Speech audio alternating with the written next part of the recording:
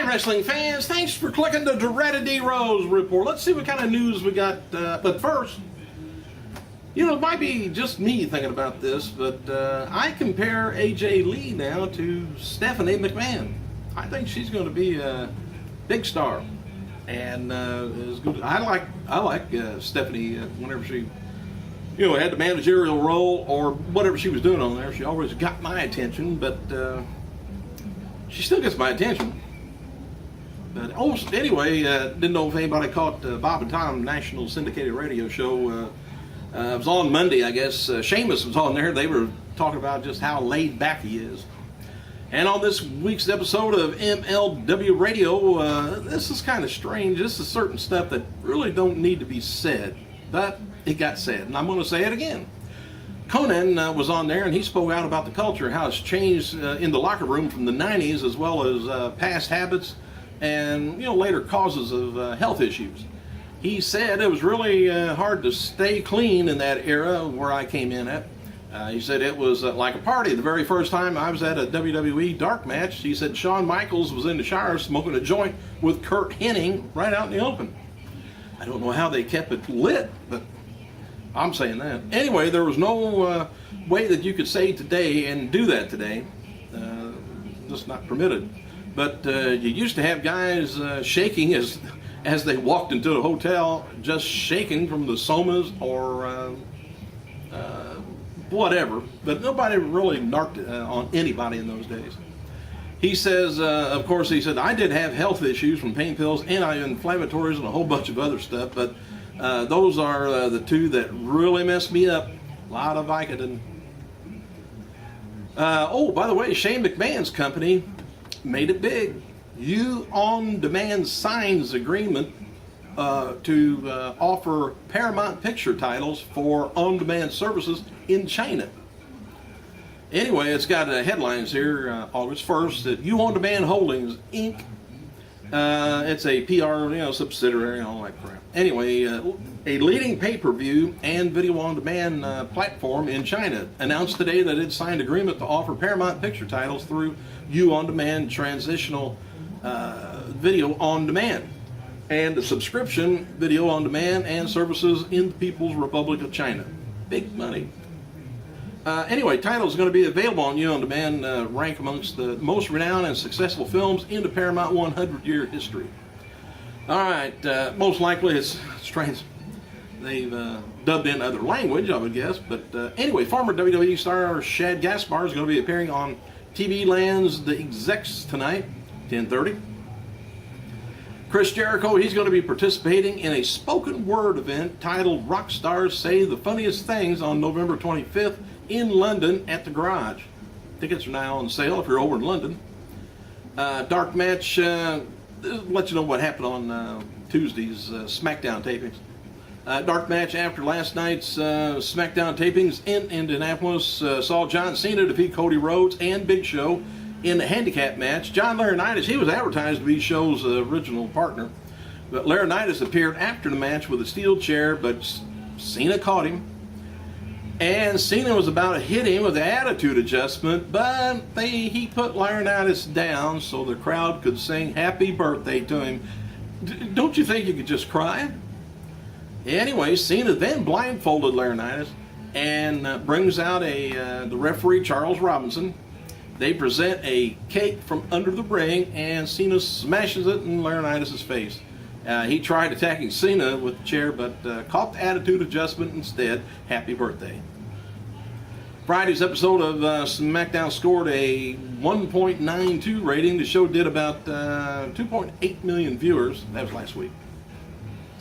Former WWE Tag Team Champion Rosie and the Hurricane, Shane Helms, will be reuniting August 9th at the UCW event in Berwick, Nova Scotia, and on August 11th in Halifax. WWE's issued an apology for what Tensai posted late Monday night on a video sharing network that they've been touting about that could be perceived as racially insensitive towards Asian people. Now, what he said, I think, was funny. I offend people every day in here. They still come back. I don't know why, but they do. But anyway, I can't help it, it's funny. While in character, Lord Tensai, Matt Bloom clearly took his storyline too far, and he's going to be reprimanded for his inappropriate comments.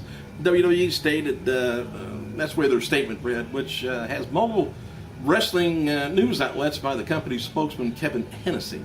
But here's the way the video went, which was since been deleted.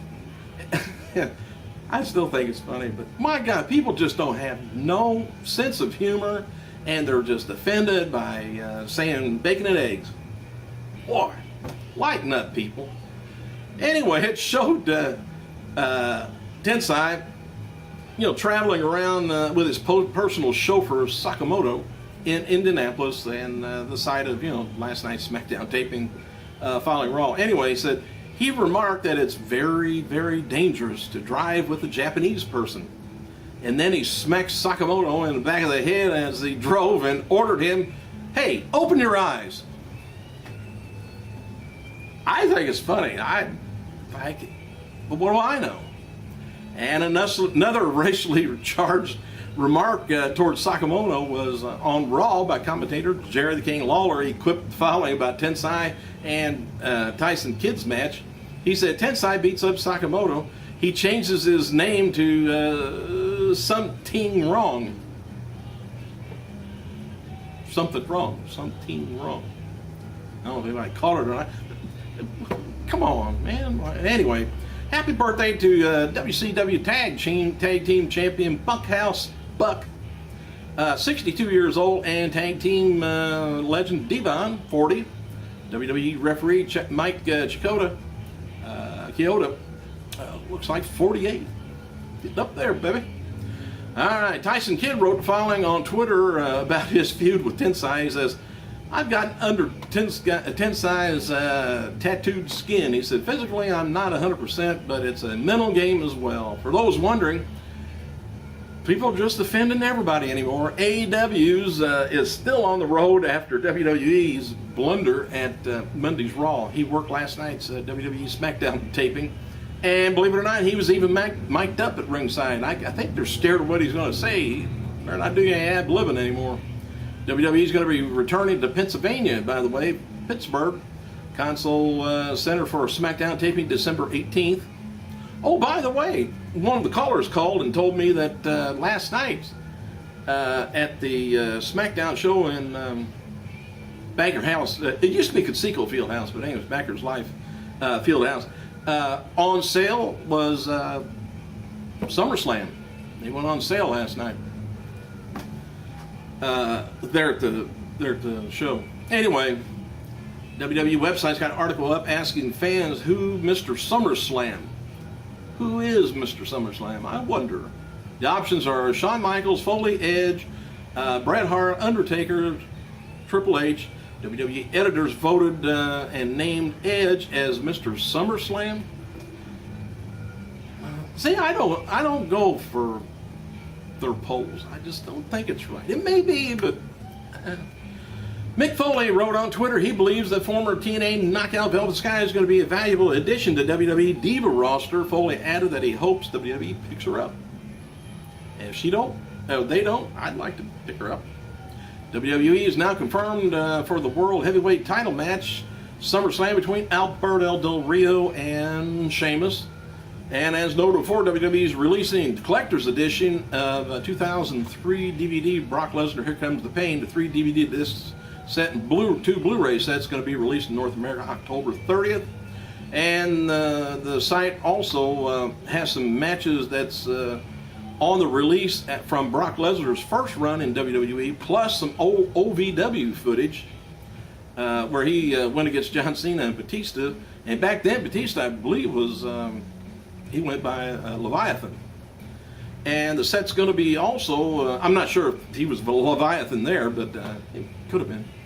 Anyway, the set's also going to include interviews since Brock Lesnar's return last year. And Brock's Extreme Rules match against Cena is going to be exclusive to the Blu-ray set, though. And also the same website is reporting that the runtime of the documentary on WWE's Rock vs. Cena Once in a Lifetime DVD is just over 45 minutes. Synopsis refers to the doc as an expanded version, but it looks like it will end up being exactly what was shown on TV. The 3-disc set's also going to have a runtime of about 6 hours, 39 minutes. The spoiler, by the way, I don't know if you want to hear this. If you don't, look the other way or hit the little bar down there and skip this. But spoiler from last night, Booker T was named new SmackDown manager for, SmackDown. And WWE wants fans to tune in Friday to see how it all played out. So they let us know ahead of time. Now we can see how it happened. Superstar Yoshitatsu turns 35 years old, by the way. And Raw General Manager AJ Lee commented on her first night on the job. She says, pretty successful night as Raw GM, even though Punk and Daniel Bryan didn't seem to think so. I can live with that. Alright, little bit of coldness here. WWE legend Kamala, or James Harris, he released a video about Dawn Marie's Wrestlers Rescue, and which is an organization she has, and the Millennium Wrestling Federation in Boston, claiming to be helping him, but he says they aren't really. Kamala said he could be reached via email, and then he gave his mailing address also. Said nobody's helping.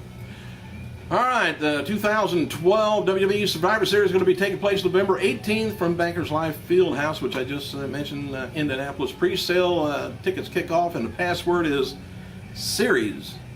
Dark match before last night's taping in Indianapolis, seen Brodus Clay defeat an unknown wrestler.